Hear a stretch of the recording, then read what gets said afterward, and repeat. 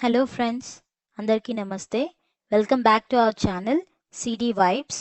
ఈరోజు మనం సొరకాయ పచ్చడి తయారు చేసుకునే విధానం చూద్దాం. ముందుగా కావలసిన పదార్థాలు: సొరకాయ మీడియం సైజ్, దాన్ని ముక్కలుగా కట్ చేసుకొని పెట్టుకోవాలి. పచ్చిమిర్చి, చింతపండు, కళ్ళుప్పు, జీలకర్ర, వెల్లుల్లిపాయలు. ముందుగా స్టవ్ని వెలిగించుకోవాలి. పాన్ కొంచెం వేడెక్కాక మనం ముందుగా కోసి పెట్టుకున్న సొరకాయ ముక్కలని ఇందులో వేసుకోవాలి.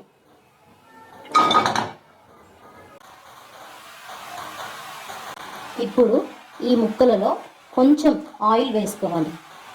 ఒక 2 to 3 table spoons of oil సరిపోతుంది. ఇప్పుడు ఈ ముక్కల్ని ఒక 2 మినిట్స్ పాటు బాగా ఉడకనివ్వాలి. మూత పెట్టుకొని ఉడికించుకోవాలి. ఇలా ఒక 2 మినిట్స్ ఉడికించుకున్న తర్వాత మూత తీసుకొని పక్కన పెట్టుకొని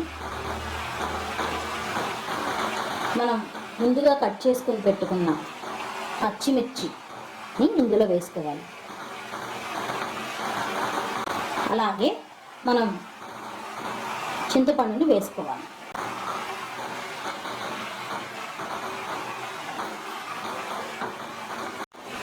ఇప్పుడు వీటిని మనం మూత పెట్టుకొని ఒక 5 నిమిషాల పాటు ఉడికించుకోవాలి. దీన్ని మనం లో ఫ్లేమ్లో పెట్టుకోవాలి. ఇలా ఒక 5 మినిట్స్ తర్వాత మూత తీసుకొని ఈ ముక్కల్ని కలబెట్టుకోవాలి. చూస్తున్నారు కదా, ఇలా నీళ్లు ఊరుతూ ఉంటాయి. ఇలా ఈ ముక్కల్ని కలబెట్టుకొని ఒక 5 మినిట్స్ పాటు మూత పెట్టుకొని ఇప్పుడు ఈ మూత తీసుకొని ఈ ముక్కల్ని బాగా కలబెట్టుకోవాలి.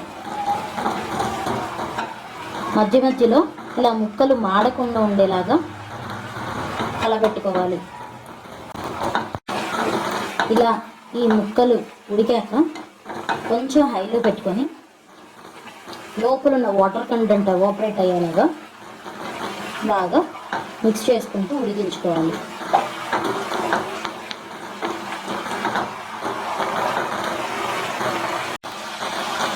ఇలా ముక్కలు ఉడికి వాటిలోని వాటర్ కంటెంట్ ఎవాపరేట్ అయిపోయాక స్టవ్ ఆఫ్ చేసుకొని దీనిని పక్కన పెట్టుకొని ఆరబెట్టుకోవాలి. ఇప్పుడు ఇలా ఆరబెట్టుకున్న దాన్ని మనం మిక్సర్లో వేసుకొని ఆ తర్వాత ఉప్పు తగినంత వేసుకొని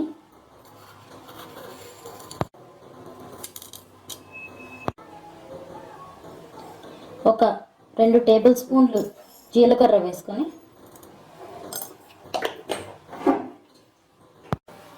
నెక్స్ట్ వెల్లుల్లిపాయలు ఒక 5 నుంచి 10 వరకు వేసుకోవాలి. ఇప్పుడు వీటిని గ్రైండ్ చేసుకోవాలి. ఇలా మనం గ్రైండ్ చేసుకోవాలి కచ్చాపచ్చాగా. ఇప్పుడు మనం తాలింపు వేసుకోవాలి. ముందుగా తాలింపులోకి కొంచెం ఆయిల్, ఈ ఆయిల్ బాగా వేడెక్కాక కొంచెం జీలకర్ర, ఆవాలు, పచ్చిశనగపప్పు వేసుకొని ఇవి బాగా వేగేదాకా కలబెట్టుకోవాలి. ఇవి బాగా వేగాక కరివేపాకు, కొత్తిమీర వేసుకొని కలుపుకొని స్టవ్ ఆఫ్ చేసుకోవాలి.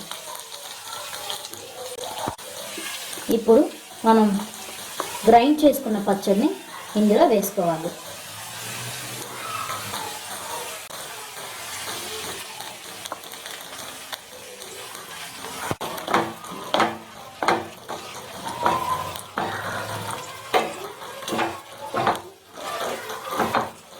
ఇది బాగా కలుపుకోవాలి.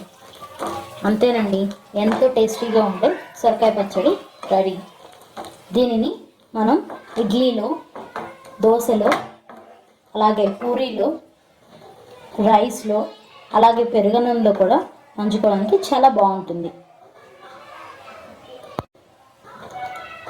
అలాగే మీరు కూడా ఈ రెసిపీని ట్రై చేసి తప్పకుండా ఈ రెసిపీ ఎలా ఉంది అనేది కామెంట్స్లో తెలియచేయండి.